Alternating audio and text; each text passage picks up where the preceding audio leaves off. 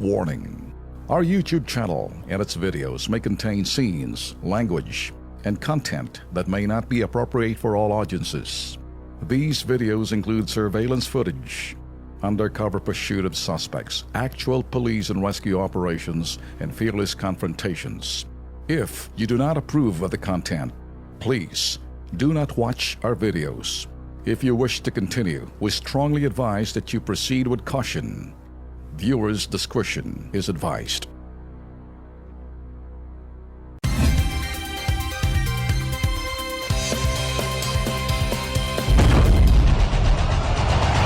Luzon, Visayas, Mindanao, handa na ba kayo? KB, Kilos Pronto! KB, Kilos Pronto! Serbisyong totoo mga boss, ito ang sumbungan ng bayan. Ora mismo, aksyon agad at maaasahan. Sunod-sunod ang kilos sa pagbabalita. Nakatutok ang mata sa problema na nakikita. Lahat ng question ay may solusyon. Sa bawat hinaing katumbas ay aksyon. Kilos Pronto! Di ka na magtitiis at mabibigyan ka dito ng resulta mabilis. Dahil ang bitag, walang pinapalagpas. Sa tropang Ben Tulfo, wala kang ligtas. KB, Kilos Pronto! KB, Kilos Pronto! Ipaglalaban ng karapatan, problema'y matutugunan. Maraming katanungan dito ay masusolusyonan. Kilos Pronto! Kakampi ng masa, humanda ang lahat. Sa bawat abusado, ito na ang katapat. Napakatibay na programa na inyong hinahangad. Walang patumpi-tumpik at kumikilos agad-agad. Kilos Pronto! Ang ating sumbungan, madali lapitan at agarang kang matutulungan. Na kahit anong krimen, handa naming harapin. Basta hustisya'y makamit, lahat ay aming gagawin. KB, Kilos Pronto! KB, Kilos Pronto! KB, Kilos Pronto! Lunes, 27 ng Pebrero, magandang gabi Pilipinas, kabilang mga OFWs natin at yung mga Pinoy ho sa ibayong dagat at hindi naman necessarily mga OFW. Kumusta ka, Lex? Ayos naman. Magandang gabi ho sa inyong lahat. Good evening. Okay. Diretso na ho tayo. Etong mainit na issue. Mga ka-KP, habang mainit pa sa media si Senator Laila De Lima, dapat niya bang namnamin ang publisidad at media mileage sa loob ng pitan? Nagawa pa niyang manawagan ng Sabado na ituloy ang laban. Sa palagay niyo ba mga ka-KP, sa mga linggong darating, unti-unti niya na bang mararamdaman ang lungkot at pag-iisa dahil mananawa na sa kanya mga bumibisita? Sa kanya siya aasa, sa kanya mga pamilya at mahal sa buhay. Ganito rin daw ang naranasan nila Jinggoy at nila Bong Revilla na pinakulong niya. Tell us what you think. Siguro, mga isang buwan siguro, yung mga nagmamahal sa kanya, yung mga supporters ho niya, nandyan pa rin sa feeling niya. Pero tama nga, magsasawa rin ho yun. Ay, nako. So siguro, dun mapapatunayan kung sino talaga ang tunay mo na kaibigan at supporters mo. Kung nandyan pa rin sa feeling mo hanggang sa matapos itong kaso na isinampa sa'yo. Diyan ang sinasabi nila. Malalaman mo kung sino malapit at malayo sa inyo. At yan, umiiyak na si Laila. Biglang, at saka humaba na ang kanyang mukha. Dati mabilog, medyo naging oblong na. Pero ngayon nga, ang dami nga daw bumibisita ngayon. Siyempre, yung mga bumibisita doon sa kanya. Mo. Yung mga, siyempre, yung mga nasa LP side. Natural. Yun. Savor it. Relish it kung tawagin. Kahit na sa Senator Ping Lacson na yung sinabi. Hanggat may panahon ka, kasi darating din yung oras na talaga, ala na, tigang na, tuyot na, wala na. Ganun na talaga. Eto, inside scoop, mga boss. Mayroon Not necessarily the news, but mula ho to sa KP Insider. Sa loob ng piita ni Laila De Lima. Huwag niyo na kaming tanungin ni Alex kung sino. Basta sasabihin namin sa inyo. Mga babaeng pulis na lang daw ang babantay kay Laila De Lima. Yan ang standing order. Bawal ang mga lalaking pulis. Baka raw, alam niyo na, mahirap na. Baka ma-Janelle at baka maging Ronnie. Nung sa inyo mga kay-KP. Ikaw nung say. No say ako dyan.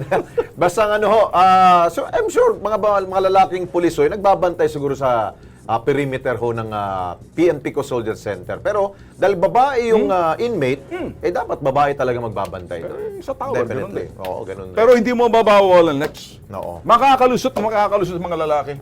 Ay, ganun? May mga dagang lalaking malalaki. Malusog, may itim yung kanilang kulay. Doon makikita mga dagang matataba na lumalakad na medyo dito kasi hindi niya kinakain ng pagkain niya. So sino ngayon makikinabang? Mga daga. Siyempre, mas malakas kumain ng mga lalaking daga. Bahala ka na dyan, Laila. Ayun, mag-post ho kayo ha, magpadala ho kayo ng inyo pong mga salobin. Babasahin po natin yan mamaya. Ito ang nag-iisang sumbungan ng bayan sa primetime. Mainit na issue, balitaan at investigahan. Umpisa na! Katutubong babaeng Aita, winalanghiya, nanay tulala, nakabigting anak halos agnas na. Alamin sa Kilos Pronto. Mga bagong kotse sa daan parang kabuting nagsulputan. Kaya para sa mga kawatan, bago itong pagkakakitaan. Rent na nga scam, pag-ingatan. Alamin sa Kilos Pronto. Sa Balintawak, unang isinigaw ang kalayaan sa mga mananakop. Ngayon, may sigaw pa rin. Pesteng traffic at kawalang disiplina. Kailan kaya mabubura? Ang mga buraot dapat managot. Alamin sa Kilos Pronto. Ilang tulog na lang, mahal na araw na. Sa mga Pinoy, hindi lang ito balik probinsya. Ito'y bisita iglesia pa. Alamin sa Kilos Pronto. Sumbungan, imbestigahan at balitaan. Kilos Pronto, umpisa na! Okay, unahin po natin ito sa ating pong Kilos Pronto. Isa pong insidente ho ng road rage ang naaktuhan po ng Kilos Pronto team. Mukhang masama yata hong gising at tulog nito pong nag-amok na tsuper. Panoorin po natin. Habang kasagsagan ng rush hour sa Commonwealth Avenue sa Quezon City, isang lalaking nagmamaneho ng puting kotse na may plakang DSY 460 ang naaktuhan naming nag-aamok. Siya nang nanggit-git at nang agaw ng linya siya pang galit. Sa sobrang inis sa kapwa motorista, sasakyan niya, ibinalandra. Nagdulot tuloy na mabigat na daloy ng trapiko sa kalsada. Ang driver naman ng taxi na may plakang UVC 242, pumatol din sa driver na bonjing. Pero hindi lang pala ito doon nagtapos. Pagdating sa Philcoa, ang kolokoy nag-amok na parang batang inagawa ng lollipop. Nakahanap ng kakampi sa nakitang DPOS enforcer. Pero bago pa abutan ng taxi driver, nabahag ng buntot. Bigla nang humarurot. Kinatapusan, pinagpasensyahan na lamang ang nag-amok na road rager. Hoy, ngayon Ben nauuso ngayon ng mga road rage ngayon dahil po siguro sa marami rin talaga hong mga kolokoy na mga tsuper na hindi ho sumusunod sa batas trapiko at tawag nito ng gigit-git at Exactly. nangaabuso. Yun. Pero alam mo, Lex, normally, mataas ang mga road rage incident pagdating ng tag-araw. Yun, mainit. Nag-uumpisa na mainit. Mainit. Alam niyo ho kasi, tayo mga Pilipino, may Latino temper tayo. Yun. Madaling Temperamental. temperamental. Oo. Ay, hindi lang dyan. Lalo-lalo na yung mga medyo outside the Kulambo. Naku po. Ang gabi, Ayun. medyo mainit yung kanilang pakiramdam na medyo sinabi ni Mrs. sa labas ka muna, doon ka. So ngayon, pinagbubuntunan lang ngayon. Hindi nakatulog, may problema. Yun ang sinasabi ng mga eksperto. Di ba, laging sabi, kapag meron kang problema sa tahanan, huwag mong dalhin sa loob ng trabaho mo, sa labas ng kalye, dahil talagang iinit talagang ulo mo. Pero nakita Kaya ang gawin niyo ninyo, yung breathe in, breathe out. Para medyo relax na relax tayo. Kahit na merong mga bad vibes dyan, kunin ninyo ang good vibes. Kung ikaw ba naman na tapatan ka ng baril, delikado. Kita ho ninyo nangyari sa Quezon City, na ang suspect ko pinaghahanap pa rin. Naku. Yun ang ano. Mabuti ito, Oh. dada lang. Oh. What if kung bunutan ka ng baril? Oh, sa mama. Tapos yung kalaban mo talagang trigger happy. Oo, Naku po, yun delikado yun. Kaya lang, yan kuminsan kapag ikay Andres Ibig sabihin, under ka, outside di kulambu ka pa. Kaya mainit ulo mo. Yun. Yung pangangailangan mo, medyo hindi na balanse. Alam niyo kasi human nature. Kaya kung minsan, mga misis, si Mr., alagaan niyo. Huwag niyong hayaan na ilabas yung init ng kanilang ulo sa itaas. Mainit na, lalo-lalo na yung mga napapanot ng konti. Pasintabi, pipit. Okay? Oo. So, ganun lang ating usapan dito. Eto, Lex, diretso tayo, no? Alam niyo ho itong car investment scam, Series 1 ho to ng Rentangay. Ginawa ho to ng dito ho sa Kilos Pronto. Papakita ho namin, nag-umpisa ho to as early as way back in 2004, Rentangay. Ito ho yung nagre-renta, pag-alas tinatangay na, tapos pinatutubos.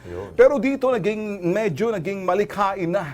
nag-evolve na. So dito ho ngayon, ang binabacktrack lang ho natin, tinututukan ho natin dahil repository ho kasi ang bitag. Napapanood nyo sa Sabado na may segment din dito, tulad ho ng Crime Desk. Bantayan nyo ho to, masusing pag-iimbestiga at paglalantad ho ng bitag to sa modus na to. Panoorin.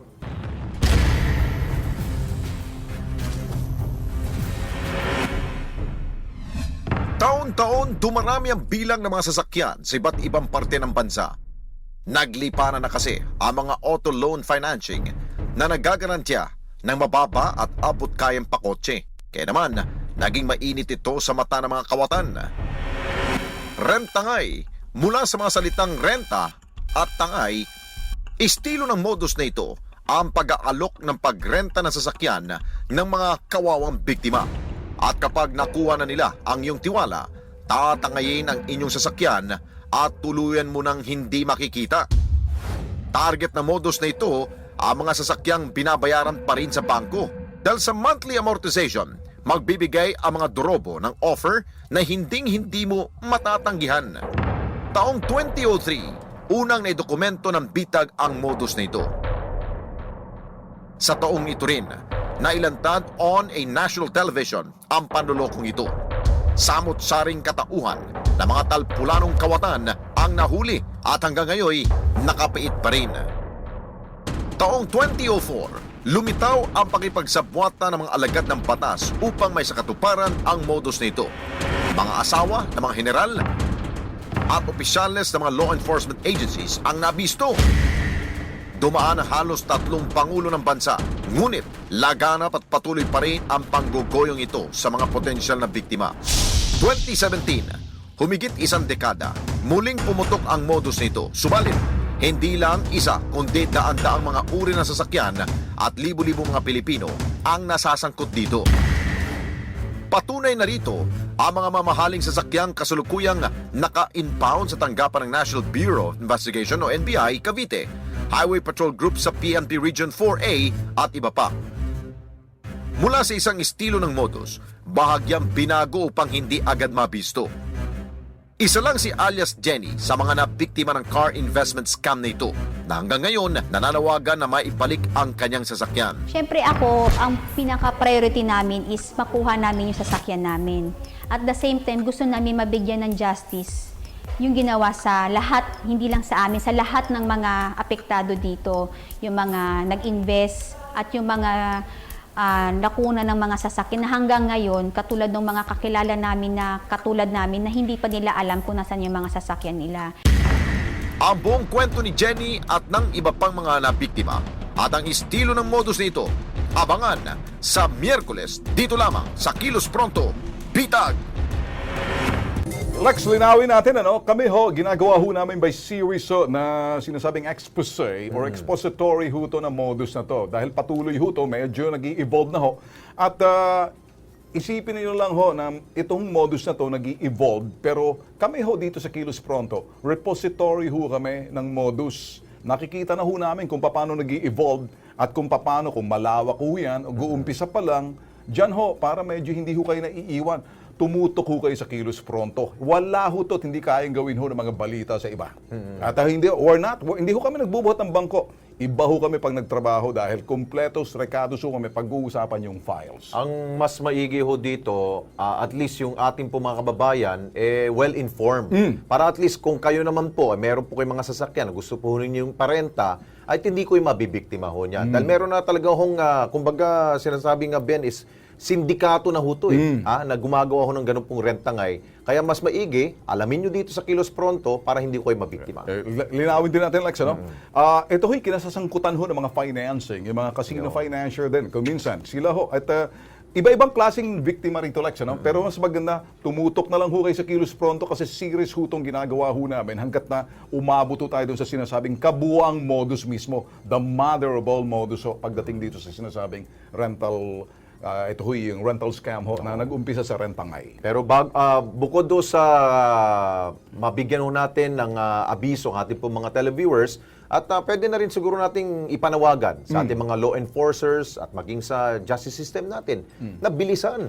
Kung meron po nasampahan ng kaso, talagang litisin kaagad para hindi na umulit po yung mga kriminal nito. Okay, dito tayo, Ben.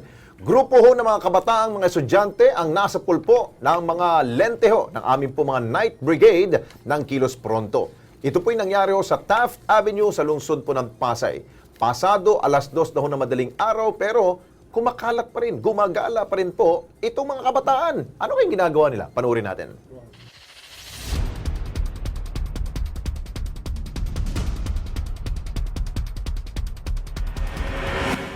Sa kalsada, iba't ibang eksena, lalo na kapag gabi na, ang mga ligalig naglipa na.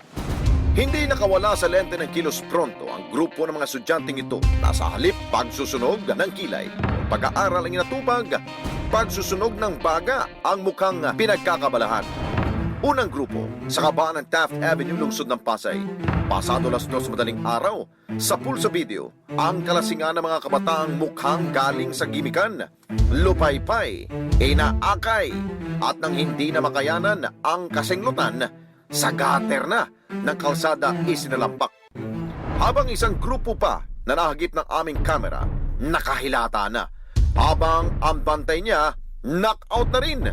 Sa ganitong klaseng tanawin, dapat na bang taliman at higpitan ng batas para sa kabataan bago pa sila mapahamak sa lansangan? Ay, nako, Lex. Kung ako mga magulang nito, napagsabihan ko na yan. Dahil kapag mga 10 oras na ho ng gabi at umabot na ho kayo ng madaling araw, iba na ho yung ginagawa ninyo eh.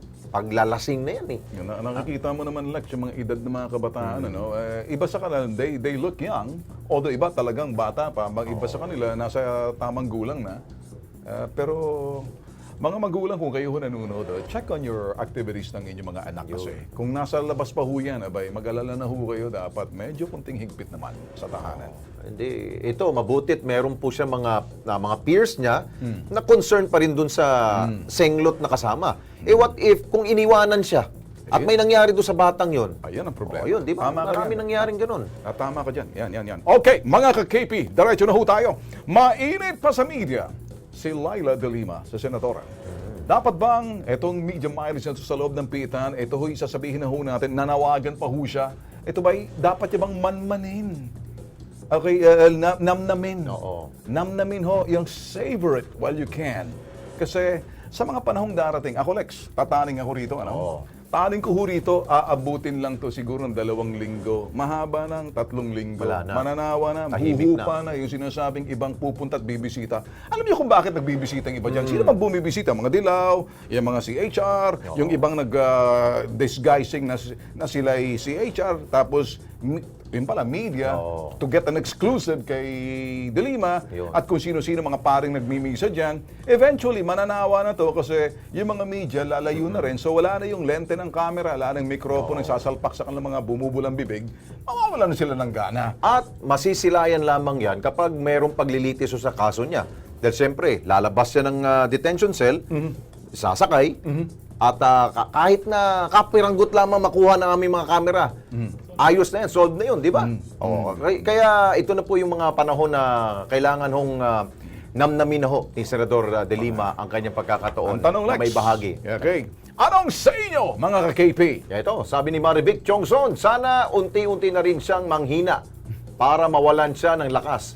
Sa tingin ko po, hindi niyan papansinin kasi kaya lang naman sila pinapansin kasi binabayaran nila yung ibang mga media reporters at television news. Ito, hoy, diretsuhin natin, Lex. Ano, wag naman magalit yung mga, ito'y kabaro ho natin sa industriya. Ito ho'y damdamin ho ng taong bayan. At hindi ho namin sinasala ang kanilang mga sinasabi ho. Binabasa ho natin, si Wax Bedonia, wala siyang ka-love team. Ano naman ibig sabihin noon? Mananawa yan mga kamag-anak. Iba ang saba sa kaanak. Anong ibig sabihin nun? Kaya palagay ko, mababaliw na dyan ang tuluyan. Kala niya magiging martir siya sa pagka-loyal niya kay Notpa. Ayun. Si Harold Salvador naman, Time pass by very fast. Yung panahon ni De Lima at Trillanes, lilipas din yan. Noong Feb 25-26, nakita ng buong Pilipino at sa ibang bansa na buo pa rin ang suporta ng Pinoy kay Pangulong Duterte. Eto si June Santa Ana. Baka magbigti siya. Uy, wag naman ho. Wag naman ho. Sa atin lang. Ito ho yung mga damdamin. Ito hong aming ginagawa ho para ho itong metro ho ng ano. This is emotion meter. Lex. Yun, oo. Either you're happy, you're sad, you're angry, or you don't care at all. So bahala na ho kayo. Kaya ho, Pati we are exercising our freedom of speech ninyo. Yeah. Yung demokrasya ho ninyo, ibigay ho ninyo mga salubin ho ninyo. Okay?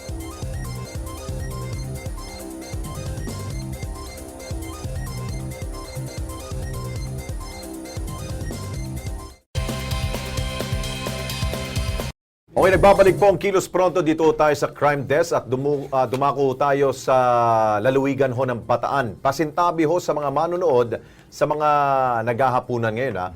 Maselan po ang krimen, binusisi at ipapalabas po ng Kilos Pronto Crime Desk ngayong gabi. Nagimbal po kasi ang buong katutubong grupo ho ng mga Aita, dyan ho sa Hermosa, Bataan, nang matuklasan po nila ang halos naagnas na hong bangkay ng kanilang katribo sa kabundukan na yan. Panoorin po natin.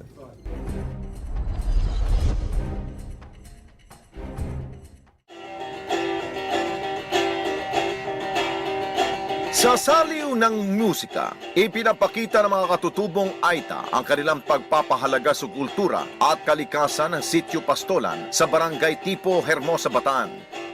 Pero ang payapat payak na pamumuhay nila sa kagubatang ito, tila nilapastangan. Nabalot ng takot ang mga Aita nang matagpuan ang bangkay ng isang babaeng nakabitin pa sa puno. Nakataklob siya ng kumot at halos hindi na makilala dahil naagnas na ang kanyang katawan at balat. Kinilala ng biktima na si Angelique Charlotte Bulatao, 21 anyos, isang Chinese Aita na 4 na buwang nagdadalang tao. 15 ng Enero taong kasulukuyan, nang huling nakasama ng 39 anyos na si Rhoda Bulatao ang kanyang anak na si Angelique. Naglayas ang kanyang anak matapos silang magtalo tungkol sa itinatayong bahay. Sa labis sa tampo ni Angelique sa ina, nagbanta pa siya noon na magpakamatay. Tinatawagan ko siya, hindi sumasagot, hindi rin nagre-reply. Yung panatag naman yung loob ko kasi ang sabi sa akin, nandun siya sa boyfriend niya. Hinihintay ko na lang siyang babalik ba sa bahay.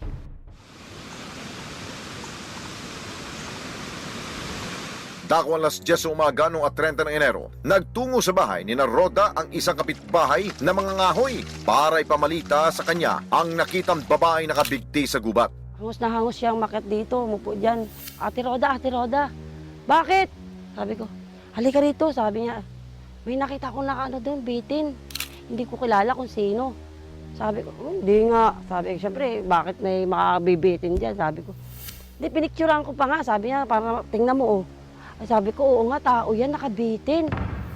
Nooy tumawag sina Roda sa barangay at impila ng Hermosa PNP para imbestigahan ang krimen.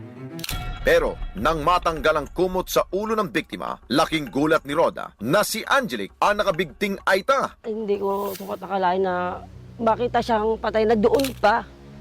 Halos hindi na makilala kasi nasa state of decomposition na. At sa parting ulohan nito ay may nakatakip pang kumot. Si Angelique, nagkaroon ng pagtatalo, silang dalawa ng kanyang nanay. Bago ito lumaya sa kanila, na nagtangka daw itong magpakamatay. Doon din sa direksyon na lugar na yun, ngunit ito ay napigilan. Sa inisyal na investigasyon ng mga pulis Hermosa, hininalang nagbigti si Angelique gamit ang electrical wire. Pero nang busisiin nila ang crime scene, naging palaisipan sa kanila kung papaano nagawang magbigti ng biktima sa punong ito. Kahit tumuntong pa siya sa bangko, imposibleng maabot niya ang sanga ng puno na may taas na 10 feet habang nakaslant ang lupang kinatatayuan ng bangko. Napakataas ito para sa isang babae na 4 na buwan pang buntis para siya ay magpakamatay. At isa pa ron, napansin din ng aming grupo at nung dumating na yung soko na yung biktima ay walang lower garment. So nagkaroon ng pagdududa kung ito ba ay nag-suicide o talagang may foul play. Abangan bukas sa Crime Desk kung paano gumulong ang investigasyon ng otoridad sa kaso ni Angelic. Nagpatiwakal nga ba ang Aita o sinadyang ibigti siya sa puno? Buntis yun. Tapos sabi doon sa wala daw ba? Okay, subaybayan po ang kwento ng Crime Desk, ha? Ang tanong ho doon, siya po ba'y nagbigti? Pero kung ang sinasabi ho ng kapulisan, medyo malabo daw magbigti dahil nga ho, paano niya akyatin at may tarukbong pa sa kanyang ulo. Abangan po yan bukas. Samantala, dito naman tayo, Ben, sa ating patuloy pa rin pong pangangalap ng balita sa ating pong Night Patrol o ito pong Night Brigade ng Kilos Pronto sa Balintawak Market, lalong sumisikip daw kapag madaling araw. Bakit kaya? Actually, marami ho talaga nagre-reklamo. Marami ako naririnig ng mga reklamo niyan. Ito hong eksena kapag madaling araw dyan po sa Balintawak. Panoorin natin.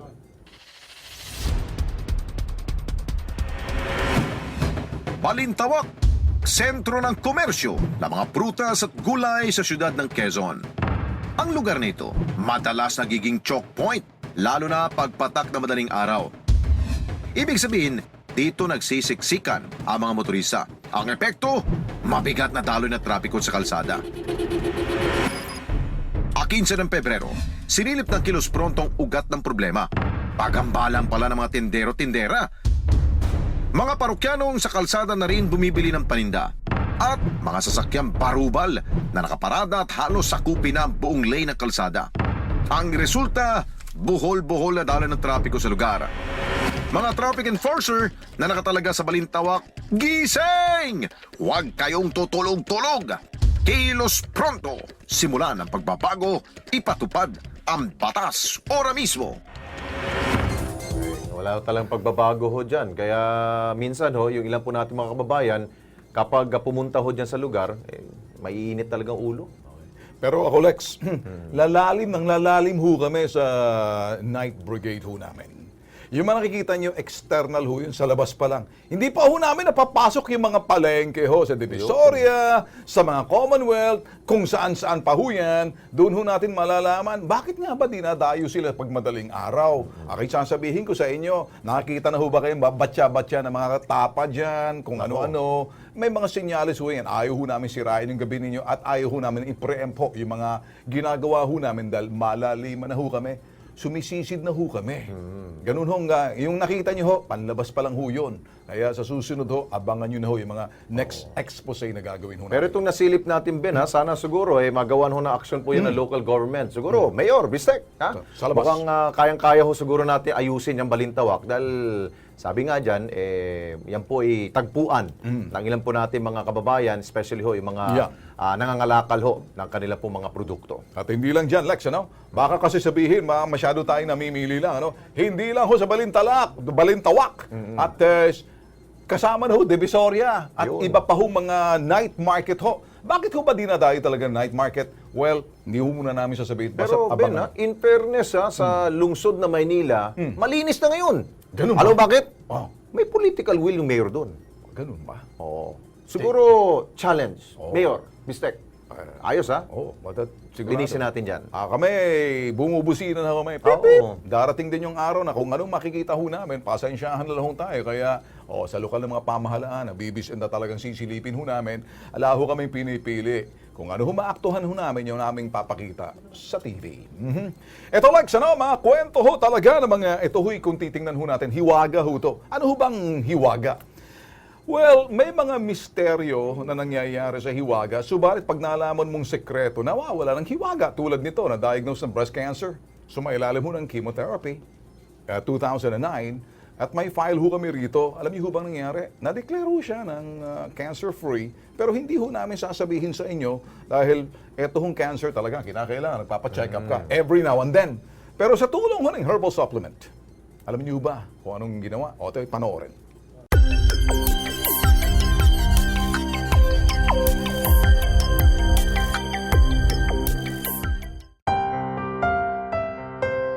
Ako po sa kasalukuyan ay isang cancer survivor. Noong 2009 ko natuklasan ito. Nag-undergo na ako ng chemo. May nagpayo sa akin na ako ay mag-herbal during my chemo. Sa Cardinal Santos ako nagpapagamot sa Green Hills. Nung nagkikimo ako, hindi ko naramdaman yung ako'y nahihilo, yung ako nanlalambot. Yun ang naging tulong sa akin ng King Herbal. Sinabayan ko ng King Herbal habang ako'y nagkikim. Nag-cancer free ako after 1 year. Pero itinuloy ko pa rin pag-inom ng herbal. Papacheck up pa rin ako every year.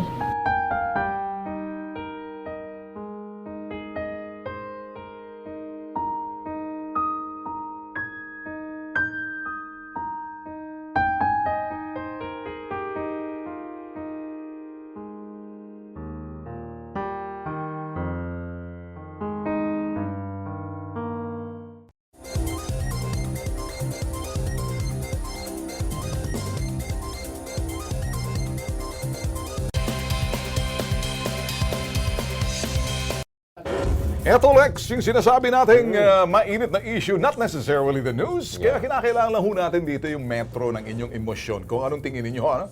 Mula ho sa ating KP Insider sa loob ng pitan ni Dilima, huwag niyong tanongin kung sino. Kasi, syempre, insider eh. Mga babaeng pulis lang ang magbabantay kay Dilima. Yan ang standing order. Bawal ang mga lalaking pulis, baka raw, alam niyo na. At hindi rin pwede talaga. May talagang protocol ho yan. Babae, dapat babae magbabantay. Pero hindi mo mababawalan, Lex, kung medyo may mga lalaking medyo lulusot. Pero yung mga maitim, yung buhok na dahil sila ho yung mga matatabang mga daga na kung minsan pailikot-ikot lang sa pitan. Yun ang sinasabi. Gumagala-gala lang Gumagala-gala. O, ito. Ano sa inyo? Sabi ho ni Harold Salvador, o nga Sir Ben, mahirap na paglalaki. Makakasira pa yan ng pamilya eh. Okay, si Piggy Snooker. Nako, pumatol na naman. Oh, easy. Okay. Eh, paano kung, ano ba to? Tomboy ang pulis. Ano ngayon? Si Zaka May, exactly, diet ka muna. No boys. Yun. Okay. Tama dapat mga gwardiya. Lions, tigers ang kasama niya. Okay. Ganun. Si JV Valdez, idol. Si JB Valdez, birthday niya ngayon. JB, Okay. happy birthday sa'yo. Okay. Yun. Sabi niya, Idol Ben at Sir Alex, dapat pag babaeng nakakulong babae rin ang bantay, baka po mabihag ang puso Si JB ng kanilang binabantayan. Okay, so magpadala pa ho kayo ng inyo po mga salubin ha. Marami pa ho tayong oras para basahin po inyo po mga comments. Okay, live po sa ating pong studio. Kasama po natin ngayon si Janice Retes, 38 years old po siya. At siya po'y dumulog dito sa ating pong tanggapan upang ipanawagan po at humingi po ng tulong para makauwi ho ang kanya pong kapatid na OFW na si Marlon Retes na nasa Sahana Sinaiya Dilam, dyan ho sa Saudi Arabia. Natapos na daw kasi yung kontrata ng kanyang trabaho noong September 2015. 2013 po siya umalis dito sa Pilipinas, patungo po dyan sa Saudi Arabia. Pero, after that, kanya pong kontrata, abay, hindi na ho ni-renew ng kanya pong employer doon sa Saudi. At wala na ho siya trabaho doon. Inabot na ho ng 1 year and 6 months ang OFW dahil po pinabayaan na daw siya ng kanya pong employer doon. At narito po ang panawagan ng ating pong OFW na si Marlon Retes. Sir Dolfo, please lang, tulungan mo ako na makauwi sa Pinas. Kasi yung amo ko, hindi naman niya nirenew akong ikama. Puros lang pangako po, sir, ang akong amo sa akin. Natapusin ko yung mga trabaho. Pagkatapos, pauwi na ako. Natapos ko na po, pero hindi ako na pinauwi. Tulungan mo ako, sir, na makauwi sa Pilipinas, sir. Daghang salamat sa imo, sir. Daghang salamat sa Marlon, at least naparating mo ang panawagan mo. At tanungin natin si Janice, kapatid niya. Janice, ano bang dapat na nito, proseso nito? Dapat ma-renew pa ba siya o ididepende dadaan natin dito sa kanyang itong LC Manpower sa ahensya niya? Hindi na po sir kasi gusto na niyang umuwi dahil hirap na siya sa mata niya tapos yung cyst po niya lumalaki na. Naku, Hindi na niya may kaya karamdaman magtrabaho din pala sir. siya. Opo, tapos nahihirapan siya doon kasi wala siyang pagkain, binibigyan lang siya. Pero pinapatrabaho pa rin siya, sir. Hindi siya sinasahuran. Bakit umabot tayo ng 1 taon at 6 na buwan na nandun lang siya, walang tumutulong sa kanya? Mula po nung nagkaroon po siya ng kasama na bagong dating, yun po yung nagbigay ng contact number. Kaya Okay. binibigyan siya pang load. Kaya nakatawag po siya sa amin. Oo. Kaya So, nga- anong kondisyon niya ngayon? Siya ba'y nakatira sa kanyang kababayan natin doon o talagang palaboy-laboy na lang siya doon? Doon po siya mismo sa trabaho pa rin, sir. Hindi siya nakakasahod. Wala po, sir. Doon siya, trabaho lang siya ng trabaho. Tapos hinihingihan po siya ng pera para pambiling ticket para makauwi siya ng amo niya. Tapos Nagtatrabaho siya pero hindi siya pinapasweldo? Hindi po. Naku po, bakit ganun? Kaawa-awa naman. Okay, nasa linya ngayon po si Josephine Tobia. Siya po ang head ng Advocacy Social Marketing Division ng OWA. Ma'am Josephine, good evening po. Good evening. Opo, Yes, good kumakatok na evening naman sa po ang inyo. Kilos Pronto at baka matulungan niyo po. Ito po ating pong kababayan dyan po sa Saudi Arabia. Ang pangalan niya si Marlon Reteso. 1 year and 6 months na po siyang walang trabaho doon at ang gusto lamang ho niya ay makauwi ho siya dito sa Pilipinas. Pwede mo natin po ba siya matulungan, ma'am? Yes, oo. Nakuha ko na yung important information sa staff ninyo kanina. Apo. Tinatawagan na namin yung agency pero walang sumasagot. Pero bukas, ipatry namin itawagan ulit itong agency na to. Pero nagpadala na kami ng communication sa Riyadh para i-locate yung whereabouts ng OFW. Oho. Kasama yung kanyang, using yung telephone number niya. Pero Ma'am Josephine, ano ba hong ang proseso nito? Kapag nag-lapse na ho ang kontrata ng isang OFW, ano ba dapat nung gawin ho? Pauwiin ba talaga kagad ho yan? Oo, kailangan makauwi na siya kasi mahihirapan talaga yan dahil Yes. wala na siyang visa, madidetain pa yan dahil ayusin pa yung kanyang exit pass. So, importante, pagka natapos ng kontrata ng isang OFW, mag-request na siya ng repatriation, tawagan ng embassy, or yung agency niya, kung sino yung Philippine Recruitment Agency niya. Oo, ang kanya pong agency, ma'am, ang agency ho niya ay LC Manpower. Ito'y sa makikita sa Pedro Hilda ho. Yeah, we got it. We Oho. even checked it with the POEA. May license pa siya hanggang 2018. So, Ayun. matatanong natin tomorrow kung ano talagang nangyari sa kanya at kailangan ma-repatriate siya dahil wala na pala siyang trabaho Opo. since 2015. Ngayon, sa mga workers na nag-lapse ang kanilang visa, pagka may mga issue sila ng non-payment o mga substitution of contract, pwede pa rin silang humabol dito sa kanilang Philippine agency. Sabi kasi yun ni Ma'am Janice dito, yung kapatid do, tinatawagan daw niya LC Manpower, wala naman daw sumasagot. Baka tinataguan na ho siya, ma'am. Baka kayo'y makatulong ho dito, ma'am. Oo, ganun din kami. Tinatawagan namin kanina lahat ng numbers, hindi sumasagot. Pero kasi trace namin yan. Kung if ever na nagpalit siya ng telephone number, we can trace them because license pa sila. May sa lisensya POEA. sila. Yeah, that's nice. Okay, ma'am, si Janice po ay sasamahan po ng team namin. Papunta ho dyan sa inyong pong tanggapan. Pakitulungan na lang po, Yes, ma'am. please. Yes, please. Thank you so much, Pupunta ma'am. na lang kami tomorrow. Okay, Opo, thank si you. Ma'am Josephine po yan. Thank you so much, ma'am. Diyan po sa OWA. Okay? Miss Janice, ayos. Salamat po, sir. Sige, huwag ka muna magpasalamat. Pag nakauwi na, bumalik kayo Yeah. dito. Ha? Thank you, Janice. Gusto namin Smile na makita yun. na, Janice, gusto namin makita na pagdating niya, nandito ngayon, ang ginagawa namin, ini-interview namin. Kaya kung makauwi na yan, dalhin mo rito, ang kapatid mo. Ha? Opo. Importante makita yan. Opo, Yeah, sir. right? So, Ayos. yan. Well, Lex, alam mo, maraming mga kababayan natin na pag medyo nagkaedad na hindi sila bumabata, malimit sila binibisita ni Art. Si arthritis. Naku. Lalo-lalo na pag yan ay sa mga buto mo, yan ang kumpulan mahirap, Hindi di ka ba? makatayo. Pagkatapos may arthritis ka na, may diabetes ka pa, may heartburn. Ito kasi dating gumagamit, nabigyan ng lunas, siguro naging kampante siya, bumalik uli, pero gumamit siya uli. Kaya panoorin kanyang storya.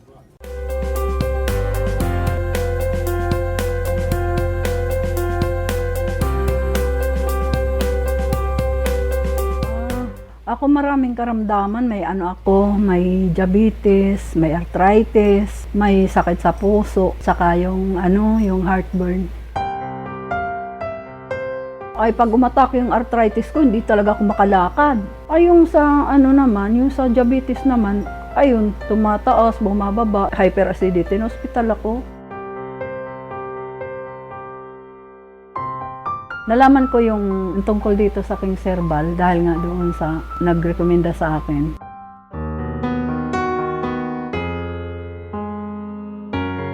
Yung paglakad ko, ano na, hindi na makirot. Yun, yung sugar ko naman, bumababa na. Pati yung ano ko, hindi na taas yung aking blood pressure. Yung sobrang acidic na wala pag inom ko ng King Serbal. Kaya to, ayos na. Talagang masigla na ako.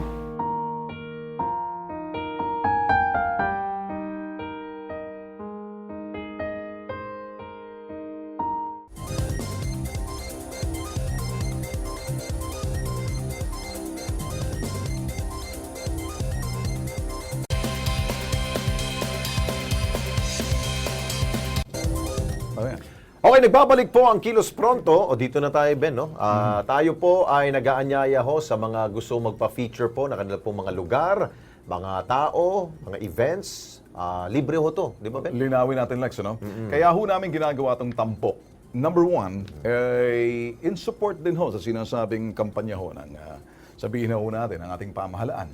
Sa ilalim ho ng sinasabing PCOO, ganoon din ho, yung mga pareho ng tourism. Dito ho, sa amin, ito ho yung mga segment lang ho na talagang picked. Ngayon, kung kayo ho may mga lugar dyan, sabi nga sa tao, people, places, and events, at gusto nyo hong ma-feature dyan, kami na hong pupunta sa inyo, libre, no cost to you. Yun. Kaya ang tampok ko natin ngayong gabi, pinuntahan ho namin to. Lumang simbahan. Dahil malapit na pala ho, ang dahil Wednesday is Ash Wednesday na para ho sa mga Katoliko, so magbibilang ho kayo 40 days ho niyan, yun na po yung Holy Week. Okay? Dahil po sa tuwing Semana Santa, tayo po ay nagbibisita iglesia. Baka wala pa ho kayong gusto mapuntahan ng mga simbahan. Ito ho, sa Batangas po to. Panoorin natin.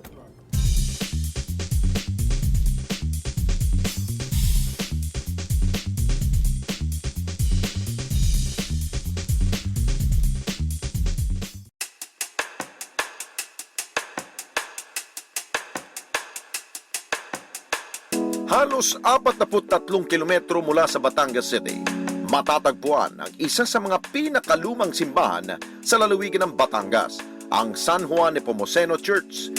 Kasing kulay ng kultura ng mga Batanggenyo ang kasaysayan ng simbahang ito.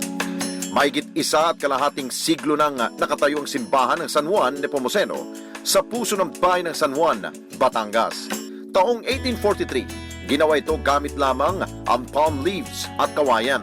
Ngunit, 2 taon lang ang nakalipas, lumubog ito sa baha at tuluyang nasira. Subalit, ika nga nila, anumang hamon sa buhay, iyong malalampasan basta't buo ang iyong pananalig sa itaas. Muling naitayo ang simbahan at upang maging matibay na ito, nangyari ito sa mga bato at matitigas na kagamitan. At taong 1920 nang opisyal itong pinangalanan na San Juan Nepomuceno Church. Ayon kay Eric Cabautisa, ang head catechist na naturang simbahan, nalampasan na rin ito ang iba't ibang uri ng sakuna. Marami na. Oo, yung mga malalakas na bagyo, talagang hindi natinag ang simbahan. Kasi nga siguro, ang patron namin ay talagang para sa patron ng mga baha, patron ng mga tubig.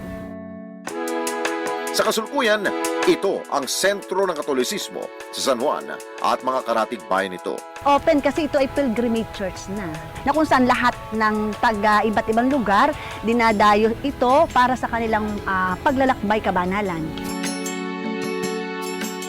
Kaya naman, sa mga nagpaplanong mag-out of town sa Semana Santa, bukas ang San Juan Nepomuceno Church para sa inyo.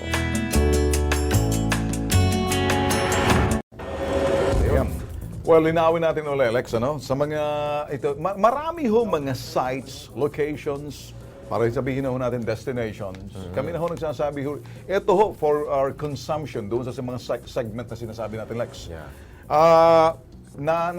Ito ho ina-experience na ho namin in the past na kapag ho kami nanawagan, kung nakikita niyo yung lugar ninyo, let's say, businesses man yan, wala ho kaming hinihinging ano dito kundi to shoot only para may palabas para dito sa programa ito magamit ho natin.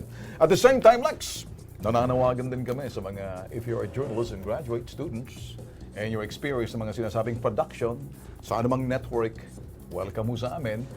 Experience count, kung kayo ho'y marunong magsulat, kung kayo ho'y executive producer, production manager, go ahead, try us. try and visit us ho dito sa BMUI. And we'll see what we can do kasi kami ho talagang work for expansion. Isa ho itong sinasabi ho namin, dahil mga segments ho namin dito, ito na yung sinasabi natin, Lex, parang mag-spin out hotel into episode One programs. program. Oh, yung segment magiging isa pong programa na. Tulad po ng Crime Desk. Okay. Okay, dito na tayo sa mga salubin po ng ating pong mga ka-KP. Okay, sige, diretso mo na. Basahin na natin. Ito po ang sabi ho ni Marlene Embo. Kung ano ang ginagawa niya, idol, dati na hindi maganda, abay babalik sa kanya ang bad karma. Sabi Si, ni Marlene. nako, papayat yan si Dilima sa kulungan. Gaya na Napolis dati. Yun. Si Jonathan Dizon, gusto ko pumasok ang sandamakmak na lamok sa kulungan niya. Yun, magkulambo siya. Oo. Okay. At that's, Hindi mapatay yung lamok na yun. Ang dami nun. okay. O, ito pa. Mukhang nagkapareho sila ni ano ha. Sabi ni Elizar Noriega, lamok talaga. Dapat o presentabyo, ipis at mga langgam. Yun. Naku, masakit pag kinagat ka ng langgam, no? Lalo yung pula-pula. Kung anong iyong tinanim, sigurado yan ang iyong aanihin. Kung saging ay saging. Yun. At kung mais ay mais. Oo. Si James Santiago, ngayon lang ako nakakita na nakakulong dahil lang sa mga kwento. Iba talaga politika sa Pilipinas. O yun. Well, linawin lang natin, Lex, ano? Ito hong ginagawa ho natin, metro ho to. Emotion meter ho to. Your reaction, mahalaga ho sa amin. Ang issue ho rito, ganito na lang, ano? Diyan ho, nakasulat naman eh. Habang mainit pa si Senator Laila De Lima sa piitan, sa media, ito ho'y mainit din siya sa media ngayon. Ngayon, Lex, di ba? Kaya habang mainit ka pa, savor it, relish it, namnamin mo. Kasi aabot na sa panahon na medyo mawawala na rin yan, dahan-dahan, slowly, wala nang bibisita sa iyo. At naintindihan naman to ni Jinggoy, ganun din sa kasi Bong Revilla na Naiinip na rin. Naiinip na rin. Kaya nga diyan ka minamadali. sinasabi niya, diyan ka mag-uumpisang manawagan sa Diyos. Yun. Wala ka nang iba kundi magdasal. Wala ka ng ibang kakapitan kundi sa taas. At the same time, preparation din sa mga legal team mo na ayusin. Yun. Kung talagang aktibo yung legal team mo. Kung aktibo rin yung mga sinasabing kapartido mong dilaw, kung hindi na, nanaawa na rin sa'yo. Sabi, wala ka ng kwenta, hindi ka na mainit. Sorry ka na lang. Yung mahirap, no? Pag iniwan ka na sa ere. Ayun. Nung una, akala mo, todo suporta sila Yes, sa Leo. syempre, Biglang, mainit. makalipas sa ilang buwan, 2 buwan, ayun na, hindi mo na sila makikita. Ni anino nila, hindi mo na makita. Kasi ang tawag Ninunal nila, hindi mo na makita. Yan ang sinasabi kong yung salitang ASS. Ayun, ano yung ASS? ASS. Ito yung sinasabing angkas sakay sausaw na mga mahilig sa publisidad. Ang layo pa ng eleksyon.